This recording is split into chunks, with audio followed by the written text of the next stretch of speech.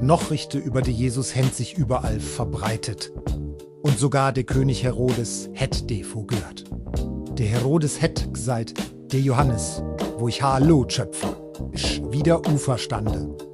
Andere händ gesagt, es isch der Elia. Einige händ gesagt, en Prophet. Aber die Furcht hätt Geschicht jach. Der Johannes hätt da Wahrheit gesagt, kompromisslos. Er hätt zum Herodes gesagt, es isch dir nöt erlaubt, die Frau vor dem Bruder zah. Der Rodiait de Jo an Gast und hätt ihn zum Schwige Welle bringe.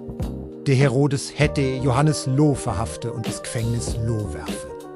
Der Herodes hätt Angst ja vor Johannes und hätt ihn trotzdem zu eklost. Denn isch's Geburtsfest vom Herodes Cho. Die Tochter Vaudis hätt tanzt und es hätt ihne gefalle. Der Herodes hätt lichtfertig versproche, bitt mich um alles, was du watch.